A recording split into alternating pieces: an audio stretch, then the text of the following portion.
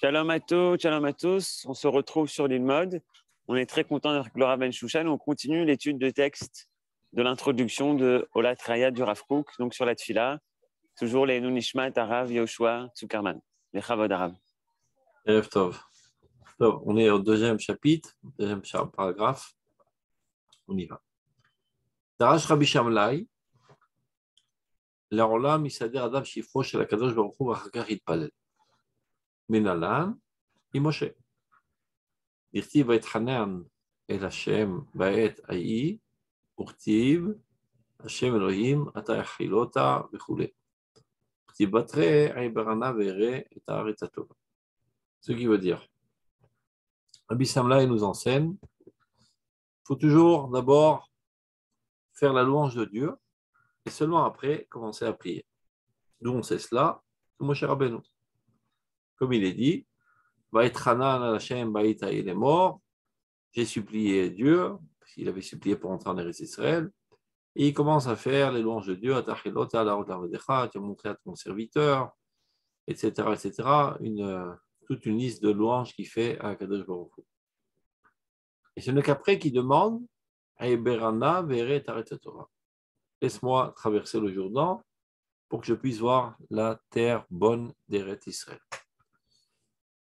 Qu'est-ce que ça veut dire tout ça? Vous vous rappelez ce qu'on a appris la semaine dernière, d'abord, parce que c'est en rapport avec cela, que lorsqu'on prie, on n'a aucune intention de changer la volonté divine, mais de nous changer à nous pour être aptes à recevoir le flux divin. Donc, partant de là, c'est comme ça qu'il va expliquer cette Gemara qui apparaît dans Brachot Lamed Bet. Regardez. Tzarich shatefila תהיה נקייה מכל רעיון של שינוי רצון והתפעלות בחוק השם יתברך. Il faut qu'il soit bien clair que la tfila est totalement propre de toute pensée d'une quelconque possibilité de changer la volonté de Dieu suite au fait qu'il en soit, disons, influencé par nos supplications. Il faut se sortir de le crâne une bonne fois pour toutes qu'en faisant de la pression sur Dieu et en l'implorant et en le suppliant, on a des chances de le faire changer de volonté. Mashéou diara kozevet. Ceci est une conception totalement mensongère. Biachasé le coup concernant la divinité. Concernant les gens, ça marche. Tu fous de la pression sur un politicien, tu lui dis si tu ne fais pas ça, tu n'auras pas d'électorat. Et si tu te comportes de cette manière, tu seras vachement apprécié. Il y a de fortes chances qu'il change de cap. Et de penser de cette manière envers Dieu, c'est un blasphème. C'est comme si que Dieu, c'était une feuille qui se fait balloter par les vents, etc. Donc, c'est un mensonge de penser de cette manière. Donc, mis à part le fait que c'est un mensonge, c'est une conception totalement erronée, mais via la shratat sidra shlemut enoshit. Ceci est susceptible d'amener à la corruption de tous les ordres de l'humanité. Pourquoi? Ben, c'est très simple. Si tu te dis la chose suivante, Dieu a décrété X, et en le suppliant et l'implorant, j'ai changé, le faire changer de cap, et maintenant il veut Y. Donc tu vois, si Dieu, qui est le summum de toute perfection, est influençable sous les pressions, on ne peut pas être plus royaliste que le roi, et plus divin que Dieu. Donc c'est normal, c'est même peut-être moral de penser qu'on puisse changer de décision suite à des pressions. Et alors, il n'y aura plus d'ordre dans ce monde.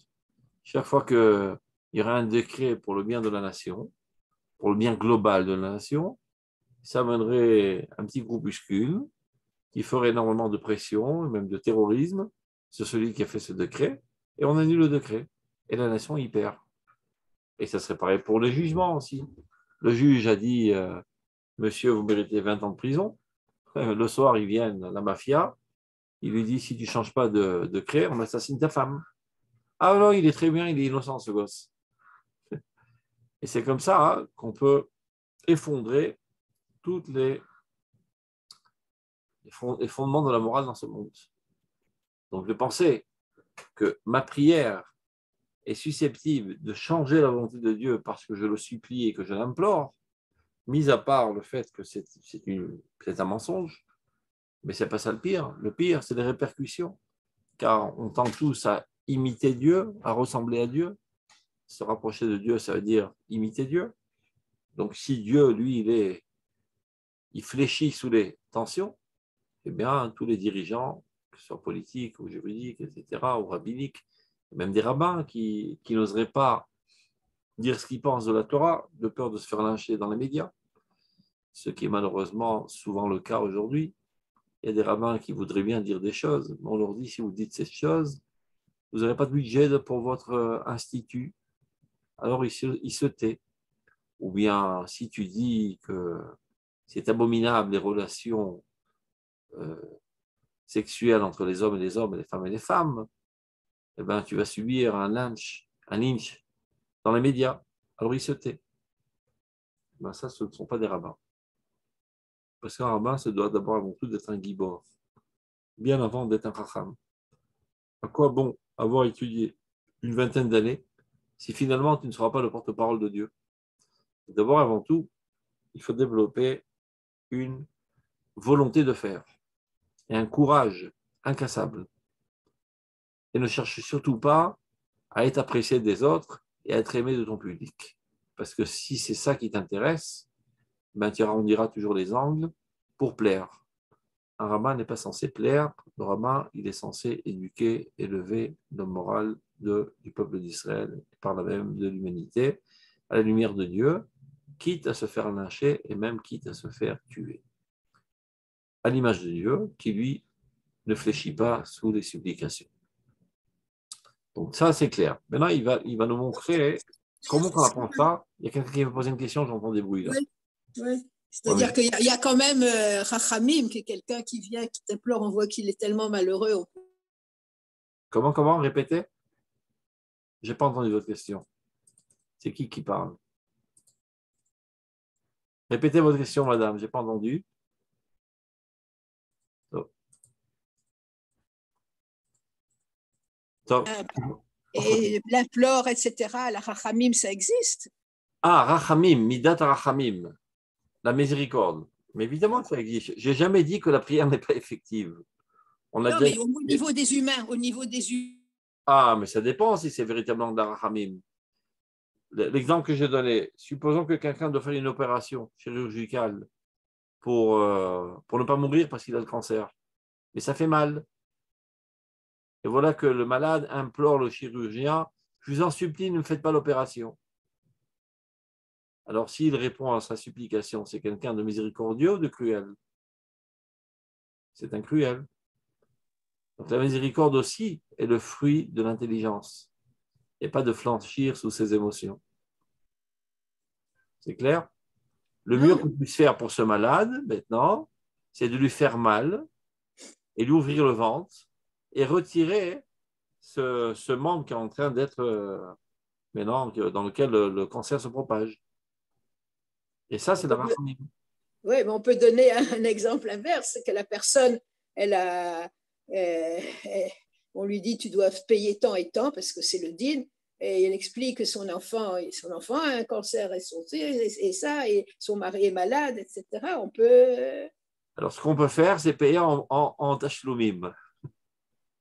Oui, donc tenir compte de ce qu'il dit. Ah ben, la rachamim, c'est de faire tout le din selon la capacité d'absorption du nidon. Ça veut dire, il y a une histoire dans le fils du roi a fait une grosse gaffe. Très, très grosse gaffe. Parce que le roi lève un gros rocher et s'apprête à le jeter sur la tête de son fils et par là même de le mettre à mort. Tellement la gaffe était grave. Alors intervient un des ministres qui sait très bien que le roi il aime bien son fils. Après, il sera vraiment attristé de l'avoir tué. Il dit arrête. Il dit j'arrête à condition que tu lui donnes tout le dîme. Oui, je te promets tout le dîme. Il prend ce rocher, il effrite en petits cailloux, et il le jette sur la tête un tous les 2 minutes. Donc il a reçu tout le dîme, mais de manière que ça le détruit pas totalement, ça le fait souffrir, longuement, mais il tiendra la route, il se remettra sur le bon chemin. Et bien de même, lorsque le peuple d'Israël a fauté de la faute du veau d'or, Dieu il a dit Ani Khali Vachalem, laisse-moi les détruire. C'est vrai qu'il n'avait aucune intention, c'était pour examiner Moshe Rabbeinu s'il est à hauteur d'être le berger d'Israël, mais malgré tout, entre nous, le peuple d'Israël méritait bien une bonne raclée. Parce que Moshe Rabbeinu monte au ciel pour apporter la Torah, et la meilleure des choses qu'il trouve à faire, c'est de tromper Dieu avec une idole. À tel point que Chazal dit, ils appellent ça Kala Mezana Tahatrupata. C'est comme si que sous le dé nuptial, la Kala trompe son mari avec un autre homme. C'est de quoi péter tous les plombs, comme on dit. Donc il mérite une bonne raclée. Alors qu'est-ce qu'on fait? Midat Rachamim. Midat Rachamim, au lieu qu'il y ait une grande gifle d'Akadosh Baruch Hu à ce moment-là, à travers toutes les générations, on a de temps à autre des douleurs. Il n'y a pas un seul malheur qui nous soit arrivé à travers l'histoire qui n'est pas une des répercussions de la faute du veau d'or. Donc on n'annule jamais, parce qu'il ne faut pas considérer les réactions de Dieu comme une punition. Ce n'est pas une punition, mais un remède. Donc on pourrait dire que ce remède, à trop grosse dose et de manière instantanée, il risque de tuer le malade. Donc on lui donne exactement la même dose, mais on dilue ça, et toutes les 4 heures, ou toutes les 10 heures, ou toutes les 2 semaines, on lui donne une petite dose. Parce que c'est exactement ce qui est nécessaire pour le guérir. Donc Midat Arachamim, ça ne veut en aucun cas vouloir dire annuler le din. C'est donner tout le din de manière que ce din soit constructif et non pas destructif. Maintenant, comme on l'a expliqué, lorsqu'on prie, c'est vrai qu'on est horaire Midat Arachamim, c'est ce qu'on espère. C'est-à-dire on demande à Dieu de nous permettre d'absorber le din de manière adéquate à notre niveau. Et si on n'a pas le niveau pour l'instant, eh ben, laisse-moi le temps de m'élever pour être capable de recevoir cette Midat Arachamim. Mais il n'y a toujours pas de changement dans la divinité, c'est moi qui me change et qui me rend apte à recevoir ce flux. Top, on continue. Alors ça, on l'a déjà compris, parce qu'on l'a déjà répété 10 fois, mis à part ceux qui viennent de débarquer, donc ils peuvent faire des révisions en écoutant les cours précédents. Et là, on va voir comment ça rentre dans le texte. Regardez, parce que comme j'ai dit à plusieurs reprises, si on ne sait pas voir comment les pensées sortent du texte, ben le cours ne sert pas à grand-chose. Ou le Umadze, pour arriver à cette finalité, de comprendre qu'en aucun cas, on peut changer la volonté divine. D'un côté, il est bien clair qu'on ne change pas la volonté divine. D'un autre côté, ne pas tomber dans un absurde, d'un autre extrémisme, de dire, bon, si c'est comme ça, la tfila n'est pas effective. Non, la tfila est très effective et elle change la réalité des choses.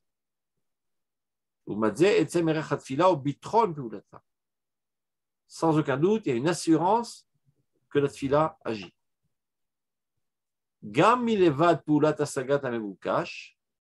Et pas seulement par le fait que tu seras exaucé de ce que tu as demandé, ça c'est vraiment secondaire, mais ce que Dieu projette de te faire de bien suite à ce manque qui t'a suscité à prier. Regardez. Gam ilevad poulat asagat amevukash, veitromemut anefesh ezakuta alede atfila, qui est l'élévation de l'âme et sa purification suite à la tefila. Ou pinak de là, b'ashlamat adam, il faut savoir que la tefila est un fondement très très important dans la perfection de l'homme. Alken, c'est la raison pour laquelle. Tout prieur doit bien comprendre. Shatefila, ichok nifla. C'est une loi extraordinaire, merveilleuse que Dieu a créée pour l'homme. Shechaka kakadosh baruch hu beolamo. L'ashlamat itzurav bechol darkei hashlemut, pour parfaire ses créatures dans tous les domaines de la perfection. Ou beichud, les tachlit ashlamatam amusarit anitzmachat miyedeh. Et essentiellement, dans la finalité de sa perfection morale. Ça veut dire que la tfila a pour but essentiellement d'élever ton niveau de moralité. Après une bonne prière, tu es censé être quelqu'un de bien plus moral que tu n'étais avant d'avoir prié. Et ce n'est pas quelque chose d'automatique, de naturel, comme on pourrait le penser. Voilà, tu appuies sur un bouton, ça marche, c'est un mécanisme. Khalila. Alors, pour bien ancrer ça dans notre conscience, que ce n'est pas un mécanisme technique qu'en disant des mots magiques, abracadabra, ça fait changer la volonté de Dieu, ça change la réalité par le fait que ça a changé la volonté de Dieu. C'est la raison pour laquelle, avant de prier, il faut faire l'éloge de Dieu. Grandir Dieu. Qu'est-ce que ça veut dire grandir Dieu? Dieu est la source de toute grandeur. Comment on peut le grandir? Le grandir dans nos conceptions. Comme on dit dans le Passouk, Gaddelu Lashemiti ou Neromomash Moyardav. Ça veut dire, il se peut très bien que Dieu est infini, mais moi, dans ma conception, Dieu, il vaut 10. Et donc, Dieu est petit, de fait. Si dans la conscience des hommes qui dévoilent Dieu, Dieu n'est que 10, de fait, dans ce monde, Dieu n'est que 10. Parce qu'on ne parle jamais de son essence, mais on parle de son existence. C'est-à-dire dans ce dévoilement dans ce monde. Comment qu'on grandit l'existence de Dieu? En grandissant notre conception du divin. Et plus on grandit notre conception du divin, plus nous-mêmes on grandit. Car ce qui nous intéresse toujours, c'est de ressembler à Dieu, se rapprocher de Dieu. Bon, si Dieu, il se trouve à 10 mètres au-dessus de ma tête, bon, je ne vais pas grimper plus que 10 mètres. Mais si je considère que Dieu est à 100 mètres au-dessus de ma tête, eh bien, je vais grimper à 100 mètres. Je vais élever ma personnalité, ma morale, idéologique, sensibilité, noblesse, etc., 100 niveaux au-dessus de ce que je suis aujourd'hui. Et si je comprends que Dieu se trouve à 100 milliards de kilomètres au-dessus de moi, eh bien, c'est vers cet objectif que je vais tendre. Et je ne serai jamais satisfait, malgré tout mon élan, ma bonne volonté de grandir, je serai toujours que l'objectif est bien plus loin que ce que j'ai atteint pour l'instant et je serai constamment en dynamisme de perfection. Donc, Gadelo la Shaviti, il y a une importance radicale de grandir la conception de Dieu aux yeux des hommes. Plus on la fait grandir, plus les hommes grandissent. Regardez par exemple nos voisins, les Ishmaélim, les Arabes. Ils considèrent Dieu comme quelqu'un de rancunier, comme quelqu'un de coléreux et quelqu'un qui est intransigeable. Midatadin. Et ce n'est pas par hasard que ce sont des gens cruels, à l'image de Dieu. Il faut savoir que toutes les civilisations du monde sont forgées en fonction de la perception du divin de cette nation, de manière consciente ou inconsciente. Très souvent de manière consciente, et très souvent c'est par l'intermédiaire de tout ce qu'on écrit, qu'on dit, qu'on explique. Mais parfois, les gens sont imbibés de l'atmosphère environnante sans avoir rien lu. Tu nais dans une société cruelle, tu deviens cruel sans avoir compris et lu le besoin d'être cruel. Et de même, si tu vis dans une ambiance de gens miséricordieux, bon cœur et nobles, etc., tu en es imbibé, sans avoir rien lu sur l'importance de la miséricorde et de la noblesse. Comme dit Srazal, quelqu'un qui rentre dans un magasin de parfumerie, même s'il n'a rien acheté, il en ressort parfumé. Donc, si dans le peuple d'Israël, il y a des géants de la spiritualité qui, eux, comprennent la grandeur de Dieu et vivent en conséquence, eh ben, ça se propage, cette manière d'être, et ça élève la moyenne générale de la nation. Donc, si nous, on veut grandir, il faut faire grandir Dieu dans notre conception. Agave, ce n'est pas seulement envers Dieu, c'est aussi envers les grandes personnalités de la Bible. C'est très important de comprendre à juste mesure la grandeur des personnalités de la Bible. Il y a aujourd'hui une approche inverse. On appelle ça Tanakh Begova Enaim. C'est comme ça qu'ils appellent ça. La Bible au niveau des yeux, avec une bonne intention, mais qui est vraiment catastrophique. Ils disent la chose suivante. Alors, si on veut rendre accessible la Bible à monsieur tout le monde et surtout aux jeunes enfants, eh ben, il faut un petit peu rabaisser l'ambiance.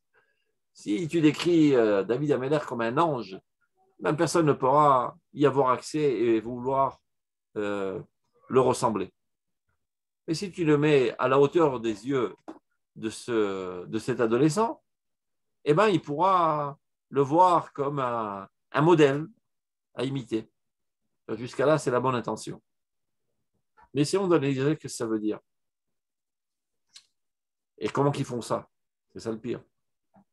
Alors, ils font une petite balade à Ir-David, la ville de David. On les met tous sur le balcon. Et on dit, voilà, de là, David s'est tenu lorsqu'il a observé la femme qui était en train de prendre sa douche alors qu'elle était déshabillée.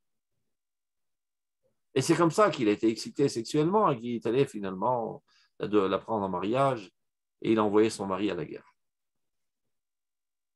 Alors imaginez un jeune homme qui écoute une telle chose, il dit bon ça va alors, je ne suis pas trop nul. Si le roi d'Israël était comme moi, donc ça va, je ne suis pas trop nul. Donc c'est bien, on a rapproché David Ameller de cet adolescent. Mais ce n'est pas David Ameller qui est rapproché. Qui a miniaturisé David Ameller à un microbe qui ne sert à rien. Et c'est ça le modèle à imiter. Qui a envie après de lire Tehillim lorsqu'on a blasphémé et qu'on a sali David Ameller de cette manière? Donc, il ne suffit pas d'avoir des bonnes intentions dans la vie, il faut aussi avoir un petit peu de cervelle. Il faut s'élever à David Ameller et pas rabaisser David Ameller à ton niveau et dire voilà, maintenant j'ai de quoi imiter. Mais tu imites quoi? Tu imites un nul? Tu imites un salaud? Tu imites un obsédé sexuel? C'est à ça que tu veux éduquer le peuple d'Israël? Donc ta bonne intention, elle ne sert pas à grand-chose. Ratzon levado lo yachal lasot klum b'chaim, tzarich sechel, dit le Rav Kook. La bonne volonté toute seule, c'est exactement ce que prône le christianisme. On ne peut pas fonder la vie que sur la bonne volonté, encore faut-il aussi de l'intelligence. Et l'intelligence, on la reçoit de la Torah et des Chachamim. Alors, la même approche qu'on a envers Dieu, Gadelu l'Hashem iti, faites grandir Dieu dans vos conceptions. Et à la hauteur de la grandeur de votre conception, hissez-vous pour ressembler à Dieu. Et ce que j'ai compris aujourd'hui sera nul relativement à demain. Et après-demain, et après-après-demain. Plus je grandis, plus je conçois Dieu de manière encore plus grande, encore plus grande, encore plus grande, et je le nettoie de toutes les faiblesses humaines et toutes les saletés humaines, évidemment. Et alors, j'ai un modèle à imiter. C'est pour ça qu'il a dit au début que non seulement Zedea Kozevet, c'est une pensée, une conception erronée, Avan Mevia la Shratat Sidra Shlemut Enoshi. Ça amène à la corruption de tous les ordres de la perfection humaine. Donc, Hakem Raoui, c'est la raison pour laquelle, avant de commencer à prier, avant de oser prier, il faut te mettre de l'ordre dans ta cervelle et de comprendre que Dieu est bien au-delà de tout ce que tu peux penser. Il se trouve à des milliards de kilomètres, à un infini de kilomètres en dessus de toi.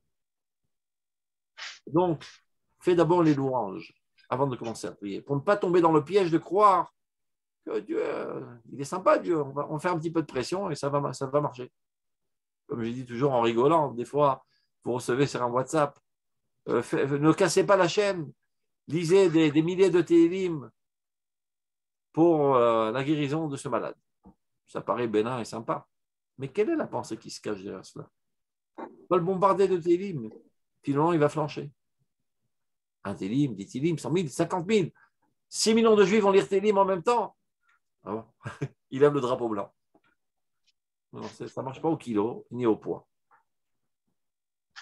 Il faut être profondément concerné, connaître l'histoire, vouloir intensément la refoua pour le bien de Dieu.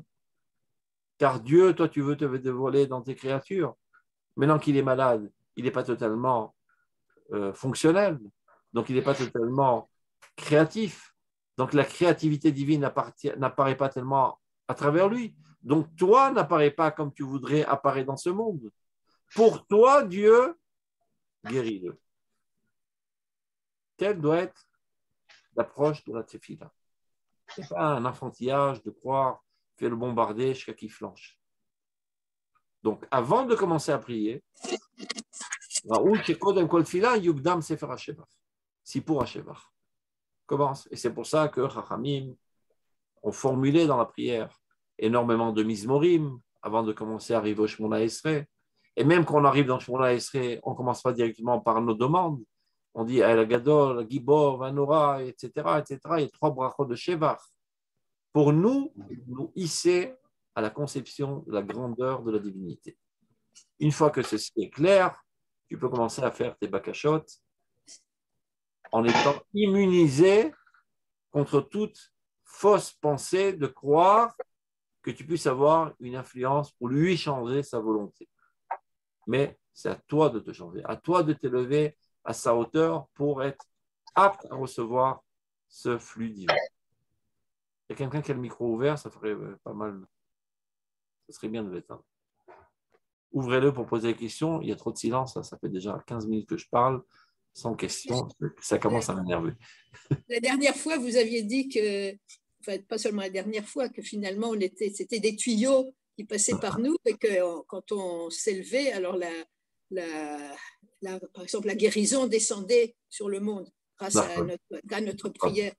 Dans cette optique, est-ce que ça peut descendre sur une personne en particulier? Pas seulement en particulier, parce que si déjà le tuyau est ouvert, eh ben, ça inonde l'univers entier de Réfoua. Ouais, ça arrivera aussi.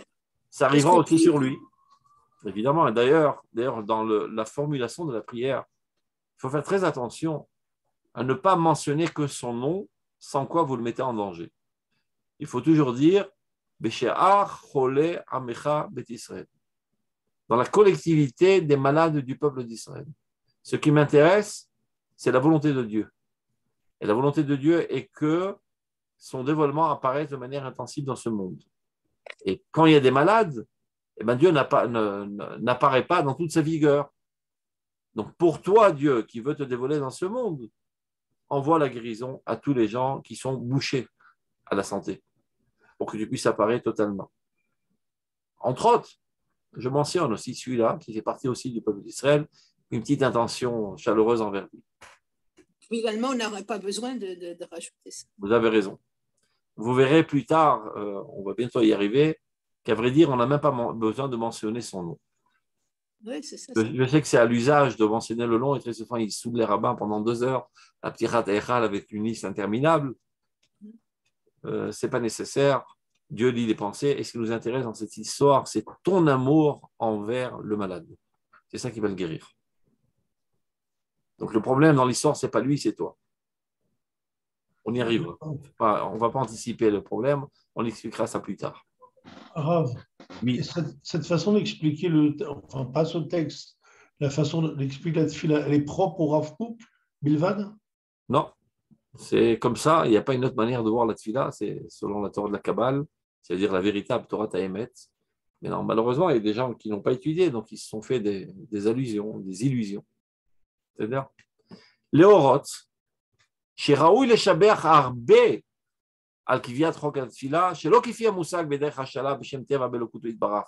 pour extirper totalement toutes ces fausses idées que c'est un mécanisme naturel et en appuyant sur le bouton, vous savez, il y avait comme les prières des Tibet, là, ils tournaient la manuelle et ça faisait des prières très rapidement et ça marche. Et des gens, malheureusement, c'est pareil. Je vais vous raconter une blague que si ce n'était pas une blague, il y aurait de quoi pleurer. Mais c'est une blague, heureusement. C'est l'histoire de 2 Juifs, deux Russes, qui se saoulent, mais ils se saoulaient toujours la gueule, les Russes, vous savez, dans des bars. Ils sont ivrognes totalement. Alors, ils font des concurrences. Qui est mieux que l'autre? Alors, il dit, ma femme est plus belle que ta femme, j'ai plus de chevaux que toi. Et finalement, l'un d'entre eux, il dit, moi, j'ai un ours spécial qui sait prier.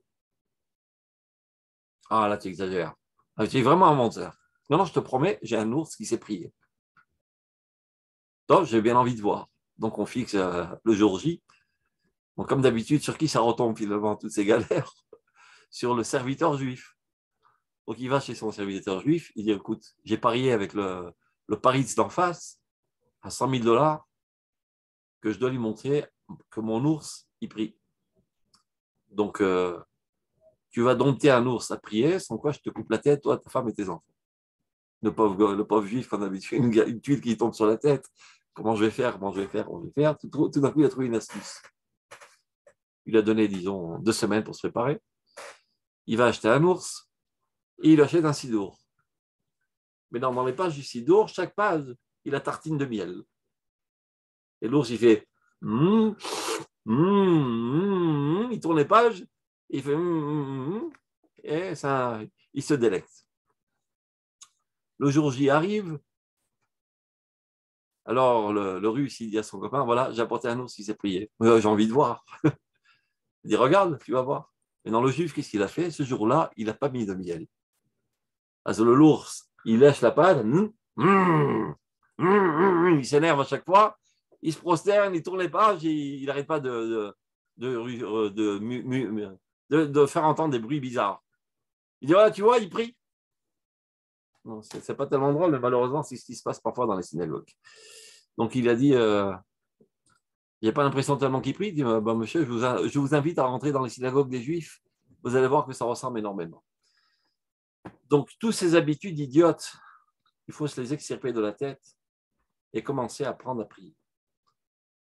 Donc, dit le Rav, c'est la raison pour laquelle Chachamim, on dit, le Olam, il s'adhère Shifro Shel Makom. Commence d'abord à faire la louange de Dieu. Une liste interminable de louanges de Dieu. Grandis Dieu dans ta conception. Les orot, shiraoui, les shaber, harbe al kviat chok atfila, shelo kefi amusak beder hashala, beshem teva belukut itbarach. Maintenant, d'où on a pris ça? De Moshe Rabbeinu.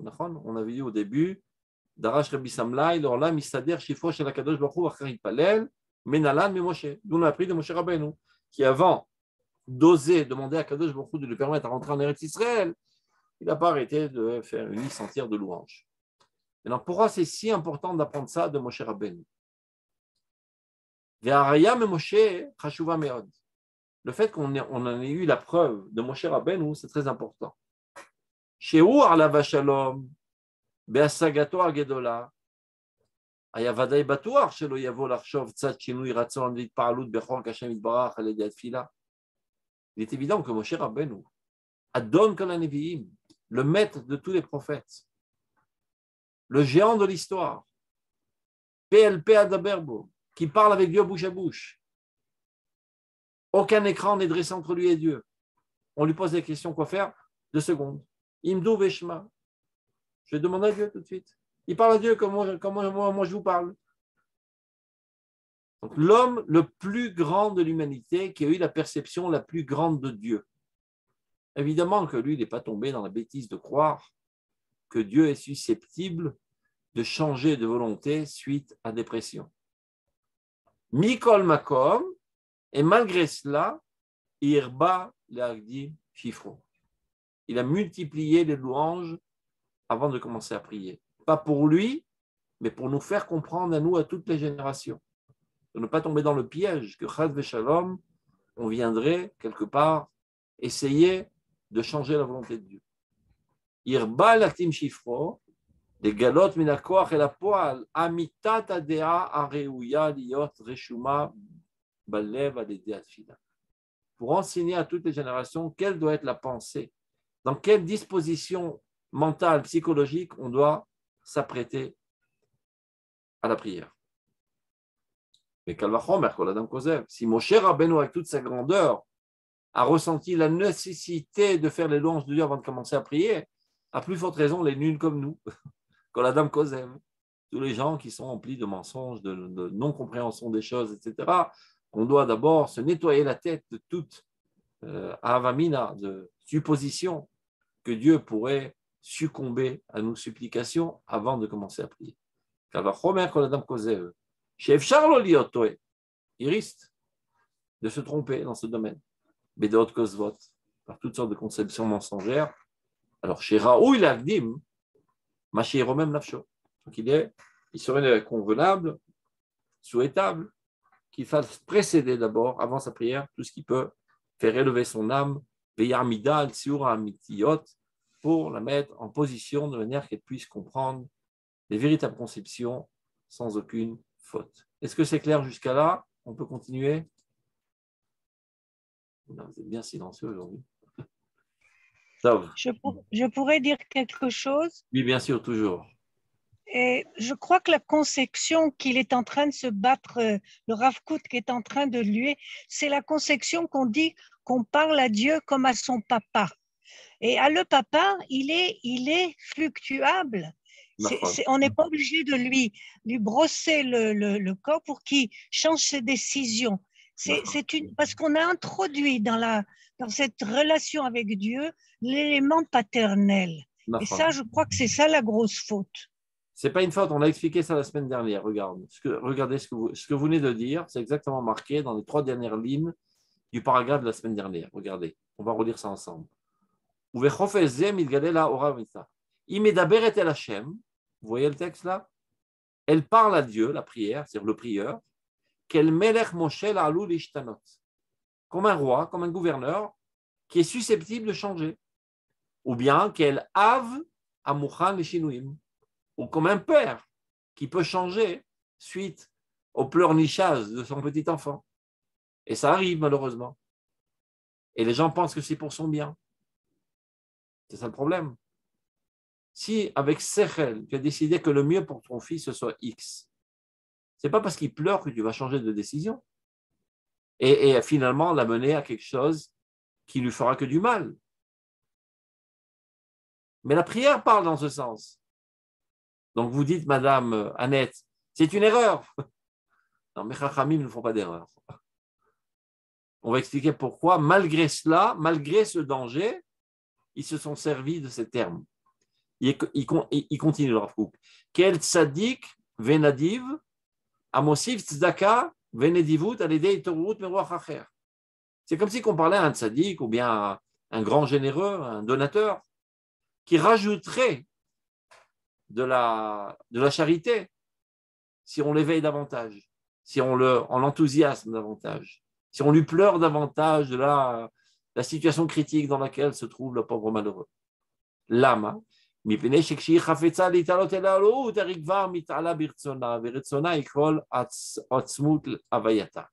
expliqué la fois précédente comment ça marche. Comme la prière est le service de Dieu via les émotions. Il y a plusieurs services de Dieu. Et un service de Dieu par l'intermédiaire de l'intellectualisme, c'est l'étude de la Torah. Il y a un service de Dieu par l'intermédiaire de l'imagination, c'est les korbanot. Il y a un service de Dieu par l'intermédiaire de la volonté, ce sont les mitzvot. La volonté m'amène à œuvrer. Et il y a un service de Dieu par l'intermédiaire des sentiments. Car nous ne sommes pas des robots, nous devons aussi être en extase du bien. Pas seulement comprendre le bien fondé du bien et le vouloir. Pour pouvoir le vouloir intensément, il faudrait en être ému. Maintenant, quand vous dites Avinu Avarahman Shma Kolel, rien que dire ces mots, vous fondez d'émotion. Il y a des mots qui jouent sur les fibres délicates de notre âme. Notre âme, c'est comme il y a des fils de guitare. Et il y a certains mots, et ça c'est toute l'astuce, parfois malheureusement, des salauds, c'est-à-dire les démagogues, qui savent de se servir des mots pour manipuler les gens et les amener à faire des choses qui sont parfois nuisibles à leur vie pour leur intérêt personnel. Là, ce n'est pas le cas, Chazé Shalom. Chachamim ont voulu t'amener à une situation d'émotion du bien. Et pour ce faire, on n'a pas le choix que d'user d'un langage poétique qui a cette capacité de faire vibrer les fibres délicates de notre âme. Et comme vous le dites, c'est à double tranchant. On risquerait de croire, Chas Shalom, que Dieu est comme un papa, que lorsqu'on l'implore, il flanchit sous les supplications. Ça, c'est le danger. Mais non, en pesant le pour et le contre, Chachamim sont arrivés à la conclusion suivante. Ou l'orvdo v'cholev afrem. Vous devez les servir de tout votre cœur. Donc, je dois amener mes juifs à être émus du bien, à pleurer à chaudes larmes du manque de Jérusalem, du manque de la réunion des exilés, du manque de l'établissement de la justice dans la société israélienne selon les lois de la Torah, à en pleurer à chaudes larmes. Donc, je dois user de toutes les manières, de tous les moyens possibles de les amener à cette situation. Top. Donc, j'ai réussi. Mais d'un autre côté, je perds en route, qui sont trompés à croire que Dieu est influençable. Pas de problème. On rectifiera le tir avec une étude préalable, ce qui s'appelle Iyun Tefila, ce qu'on est en train de faire maintenant. Étudier la Tefila pour se retirer du crâne ces fausses idées.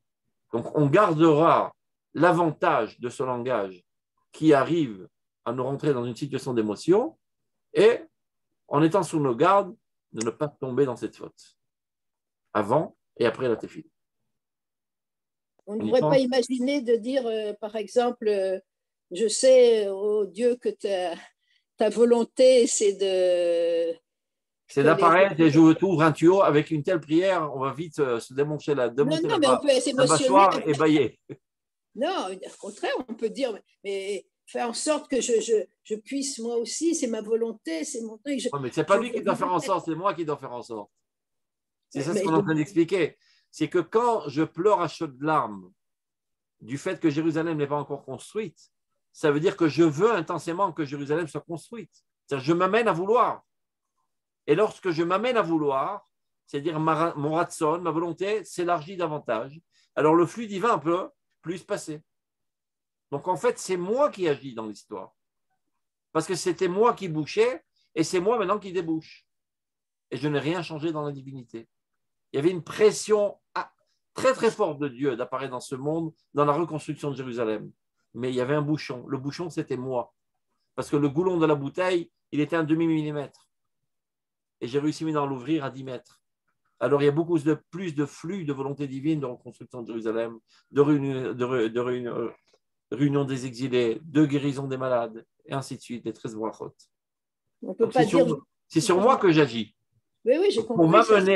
Pour m'amener à subir une métamorphose dans ma volonté, il n'y a pas le choix que de m'enthousiasmer d'abord. Et pour m'enthousiasmer, il n'y a pas le choix que d'user d'un langage poétique. Et, comme toute chose, il y a des effets secondaires non souhaitables. Bon, quand quelqu'un est malade, parfois on use d'un remède virulent et ça a extirpé la maladie, mais ça a détruit d'autres cellules dans le corps. Après, il faut prendre un médicament pour guérir du médicament premier. Pas grave. L'essentiel qu'on lui a sauvé la peau. Là aussi, c'est pareil. J'étais virulemment malade parce que je m'en foutais de Jérusalem, parce que je m'en foutais du Kibbutz Galouyot, parce que je m'en foutais que la loi soit régie aujourd'hui dans l'État d'Israël selon la loi turque, romaine et anglaise. Non seulement je m'en foutais, je me sers aussi de ces services. Quand j'ai un conflit avec mon voisin, la première chose qui me passe par la tête, c'est de le traîner en justice au tribunal. Et par là même, je lève ma main sur la Torah d'Akadosh Baruch Hu et je crache sur mon Moshe Rabbeinu. Ça prouve combien ça m'est égal. Et quand je dis Ashiva Shoften ou Kevarishona, réinstitue nos Shoftim, parce qu'on n'a qu'à voir ce qui se passe, quel cirque dans les systèmes juridiques de l'État d'Israël, qui sont copy-paste, copiés sur les goïms, que tout rapport entre la justice et le verdict est fortuit, totalement fortuit. Il s'en fout pas mal, le juge de la justice. L'essentiel, ce qui l'intéresse, c'est d'être couvert au cas où il y aurait un rappel. C'est le dernier de ses soucis, la justice. Alors que les véritables shoftim, les dayanés Israël, ils n'endormaient pas la nuit. S'ils savaient que ce bonhomme, il était innocent. Et même il y a 50 000 preuves qui prouvent qu'il n'est pas innocent. Parce qu'ils ont réussi à construire tout un tic et des témoins mensongeurs, menteurs, etc. Mais lui, il a une intuition profonde qu'il est innocent. eh ben, il fera chambouler le monde entier pour le sortir innocent, quitte à y laisser sa peau. Qui Elohim nitzav ba'adat el, car Dieu se trouve dans la salle de jugement. Ce qui l'intéresse, c'est que la justice divine apparaisse. On est très, très, très, très, très loin de cela aujourd'hui. Allez voir ce qui se passe dans les cirques, des systèmes juridiques. J'y étais quelquefois, malheureusement, en tant que spectateur. Il y a de quoi se déchirer ses vêtements. Du mensonge quotidien qui se passe là-bas. L'avocat qui ment, et l'autre qui ment, et tout le monde ment, et le juge sait très bien qu'il ment, mais il n'en a que faire. J'ai même vu une fois, je me rappelle, juste pour la petite histoire, que vous voyez, il y a quelqu'un qui était accusé d'avoir fait une construction non légale. Alors, le voisin d'en face, je ne sais pas qui c'est, à qui ça dérangeait, il a traité en justice. L'avocat de l'accusé montre une photo au juge qu'on avait déjà détruit cette chambre-là qui était illégale. Le juge regarde, il dit ben, c'est détruit alors pourquoi tu l'enquiquines? L'avocat de l'autre qui l'a traité en justice, il voit la photo. Il dit mais c'est pas l'appartement duquel on parle. Et c'est même pas dans la rue Birlal de laquelle on parle. Alors le juge dit qu'avez-vous à dire sur ça? Ben rien, j'ai essayé. Et on continue comme si de rien n'était, alors au lieu de jeter par la fenêtre. Tout est permis. La justice, on n'en a que faire. Et quand tu pries, tu dois dire qu'on retrouve la justice juive, qui est la justice de Dieu, et pas le cirque qui est aujourd'hui. Ou bien la justice qui est mobilisée aux mains de la politique. C'est la situation actuelle aujourd'hui. On ouvre toutes sortes de dossiers mensongers parce que cette figure politique ne nous plaît pas, ne fait pas avancer nos idéaux, notre idéologie. Alors on lui coud toutes sortes d'affaires. Tout ça, c'est un sacrilège, c'est une profanation de nom de Dieu. Mais de fait, est-ce que les juifs ou même les religieux, ça les dérange? Non. Et bien, tant que ça ne nous dérange pas, ça sera la situation. Donc, Chachamim sont obligés de nous amener à le vouloir intensément, à tout prix, par tous les moyens, même s'il y a des effets secondaires non souhaitables, de croire peut-être que Dieu serait influencé, etc. Pas grave, on s'occupera de ça plus tard. Donc, il n'y a pas le choix que de se servir d'un tel langage. C'est ce qu'on expliquait dans la pisca précédente. C'est clair? Il me semble que, sans vouloir vous contredire, mais qu'on pourrait. D'abord, c'est permis de me contredire. On n'a pas besoin de faire d'introduction si compliquée. Moi, je sens personnellement que si dans la prière, je disais, oh, je voudrais tellement que Jérusalem soit construite, je voudrais tellement, je peux pleurer plus que en disant Dieu fait ça. C'est plus moi que de dire, bon, ben, toi fais ça. Je voudrais tellement. Qu'est-ce que ça veut dire, je voudrais tellement? Pour moi, ça tellement que Jérusalem soit reconstruite. Est-ce que Dieu veut que Jérusalem soit reconstruite ou pas? Oui, c'était la première partie de ce que j'ai dit tout à l'heure. Je sais que tu veux ça et moi aussi, alors tout va bien. Etc. Donc, c'est exactement ce qu'on veut. Oui, c'est ça. Et donc, on peut être ému sans dire quelque chose qui n'est pas vrai. C'est ce qui trompe en disant. Je voudrais tellement. Je voudrais tellement. Comme toi, je sais que tu veux et moi, je voudrais tellement. Et on peut pleurer là-dessus plus facilement qu'en disant bon, toi, reconstruis. Il me semble comme ça. Ça se pourrait, mais pas dans tous les cas. Je voudrais tellement qu'il soit en bonne santé, mais il y a quelqu'un qui donne la bonne santé, c'est Dieu. Donc, je m'adresse à lui. Guéris-le. Ou on fait comme ça, on m'a pris la saute. Donc, je m'adresse à la bonne adresse. C'est-à-dire, un souhait, c'est sympa, mais une prière, ce n'est pas un souhait. Une prière, c'est de véritablement agir sur un changement de la réalité des choses. Donc, je m'adresse à celui qui est a priori censé changer la réalité des choses. Donc, c'est vrai que je dois m'adresser à lui parce que c'est lui qui fait tout. Oui, il ne change pas, donc c'est déjà… C'est clair qu'il ne change pas. Maintenant, on l'a compris. D'abord, avant ça, on ne l'avait pas compris. Mais il est clair que ce n'est pas moi qui change la réalité des choses, a priori. Le kibbutz Galoyot, le Binyan Yerushalayim ou la Refoua, ce n'est pas moi qui le fais. Je peux souhaiter ce qu'il y a demain. Je peux souhaiter être millionnaire. Ce n'est pas comme ça que je vais devenir millionnaire. Mais c'est comme ça qu'on ouvre les tuyaux. Et vous avez raison. C'est comme ça. Maintenant qu'on l'a compris, c'est comme ça qu'on… Donc d'abord, avant tout, on doit s'adresser au maître du monde qui est Hakol Yachol. Parce que, en effet, la bénédiction, la bracha vient de Dieu. Mais non, ce qu'il nous reste à comprendre, que ce n'est pas que lui, il voulait que 50% et en pleurant, il est monté à 100%. Il voulait toujours à 100%. Mais moi, je ne le voulais pas assez. Maintenant, quand j'implore Dieu, je t'en supplie, reconstruis Jérusalem, en pleurant. Qu'est-ce qui se passe sur ma personnalité? J'intensifie cette volonté. De fait. Et quand je le dis dans un langage émotionnel, je l'intensifie davantage. Donc, je m'ouvre. Donc, c'était moi qui bouchais, parce que je le voulais jusqu'à présent à 1%. Maintenant, je le veux à 10%. Donc, il y aura 10% de plus de construction de Jérusalem. On continue. Oula, là, c'est une pisca assez compliquée. Je ne sais pas si ça vaut le coup d'y rentrer. On va juste commencer. Juste une phrase rare. Oui. Je pense qu'une fois qu'on a entendu l'explication, il faut un certain temps pour l'afnim, je ne sais pas comment on dit, l'afnim en français. Il faut intérioriser, décanter. Voilà, c'est pour ça que les questions reviennent et reviennent. C'est tout à fait naturel et c'est tout à fait légitime. Je pense qu'il faut un certain temps pour accepter. Et en plus, il ne faut pas tomber dans le piège aussi. Pendant la prière, il ne faut pas penser à ça. Pendant la prière, il faut se lâcher émotionnellement parlant à chaudes larmes. Ça, tu dois penser avant et après. Parce que très souvent, il y a certaines situations dans la vie que l'intellectualisme tue. Par exemple, quand tu es dans une situation très romantique, si tu t'analyses de l'extérieur, tu risques de tuer l'événement. D'ailleurs, c'est le meilleur outil d'Israzal.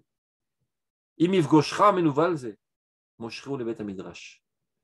Quelqu'un qui rentre tout d'un coup dans une extase, des fantasmes, et il a une envie atroce de faire une arvéra. Il a été, je ne sais pas, excité par la voisine d'en face. C'est-à-dire, il est pris d'un élan d'imagination. Il faut juste le mettre sur les rails. Et comment qu'on le remet sur les rails? Sechel. Le sechel, il tue l'imagination. J'ai donné l'exemple la fois précédente. Et on va terminer par ça au lieu de rentrer dans le texte, parce que de toute façon, on ne pourra pas terminer, il est trop long. Supposons qu'il y a eu un attentat.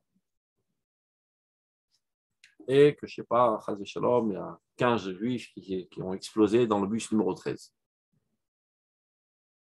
Vous allez voir, le bus numéro 13 sera désertique pendant plusieurs jours. Personne ne montera dans le bus numéro 13. Ce qui est totalement idiot parce qu'il n'y a aucune différence entre le bus numéro 13 et le bus numéro 18.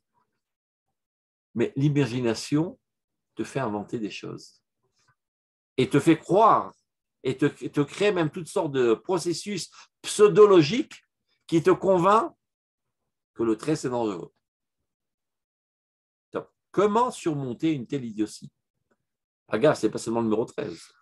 Je me rappelle à l'époque, il y avait pas mal de bus qui explosaient, surtout dans les familles francophones qui débarquaient encore de France et sous l'impression de l'exil. Donc, ils ont moins de courage que les autres. Ils n'envoyaient pas leurs enfants en autobus à l'école. Ils leur payaient tous les jours le taxi. Vous direz, mais ils ont raison. La sécurité, ça passe avant tout. Mais ces idioties sont pareils. Ça n'a aucun sens. C'est juste dépenser de l'argent pour rien. Faisons maintenant, je vais vous donner un exemple, comment on tue les sottises de l'imagination. Alors, on va calculer ensemble. Combien de personnes, aujourd'hui, à Jérusalem, sont montées dans la station X et descendues dans la station Y? Petite moyenne, disons il y a 600 000 habitants, 700 000 aujourd'hui à Jérusalem. Supposons qu'il y a un tiers, disons un quart de personnes qui prennent tous les jours, qui va au travail ou qui vont à l'école, au moins un tiers, disons. Ça fait déjà 200 000. Donc 200 000 ont pris le train ou le bus de la station Aleph à la station Bet. Et après, ils sont retournés de la station Bet à la station Aleph. Ça, c'est dans le moindre des cas. Parfois, ils sont arrêtés en route pour acheter, je ne sais pas, une souvenir au marché. ou pour regarder des robes. Donc, ils ont fait 4 stations.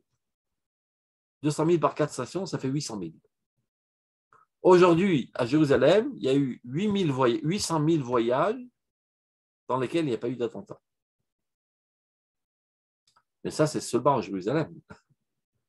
Si on multiplie par toutes les villes d'Eretz Israël, tu vas arriver au moins à 80 millions dans lesquels il n'y a pas eu d'attentat. Et ça, c'est un jour. Multiplié par toute la semaine, multiplié par toute l'année, tu arrives à des milliards. Multiplie par 120 ans de sionisme depuis qu'on est retourné en Eretz Israël, c'est des milliards et des milliards de voyages qui ont été faits du point X au point Y dans lequel rien ne s'est passé. Et combien qu'il y a eu d'attentats? Alors, soyons un petit peu exagérons comme un Marseillais ou bien comme un Tunisien, sans attentat. Ce qui n'est pas du tout le cas. Donc, combien de gens sont morts dans un autobus du fait qu'ils ont pris le bus et qu'ils ont éclaté en pleine route? Je pense qu'il n'y a même pas eu 5000. Même pas 1000 d'ailleurs. Parce que je ne sais pas si vous le savez, depuis le retour à Sion, avec toutes les guerres et les attentats, il y a eu pour l'instant environ 26 000 âmes chères qui ont été assassinées. Ce qui n'est même pas un jour d'Auschwitz. Donc c'est ce qu'on appelle dans une équation chimique négligeable. On ne prend même pas en considération nul et non avenu. Sur des milliards et des milliards et des milliards et des milliards de voyages, il y a eu peut-être une vingtaine d'attentats qui ont mis à mort peut-être 1000 personnes. Vous voyez comment avec le sechel, on tue l'imagination. Et après, on se remet sur des rails. Et on prend tout de suite le bus. On n'hésite pas une demi-seconde. Mais non, plus quelqu'un est intellectuel, plus cette réaction se fait de suite. Ceux qui sont moins intellectuels, il faut laisser décanter d'abord l'imagination, qu'elle s'évapore. Dans les premières heures, ils ont la trouille, après, ils se remettent. Je me rappelle, il y a 15 ans de cela, il y a un rabbin de Merkaz Arav, le Rav Khazani. Il a fait une balade avec son fils à Midbar Yehuda, il est tombé de la falaise, il est mort. Mais il avait une place fixe à Merkaz Arav. Je sais pas, les 2 premières rangées en face du Rav Shapira. J'arrive vendredi soir, la yeshiva est plein. Il n'y a pas un endroit où s'asseoir. Juste sa place à lui était vide. Les gens, ils avaient la trouille de s'asseoir sur sa place, de peur d'être contaminés peut-être. Donc j'arrive, je m'assois tout de suite là-bas sur sa place. Je vois 400 regards comme des épées qui m'enfourchent. C'est qui ce bonhomme bizarre là?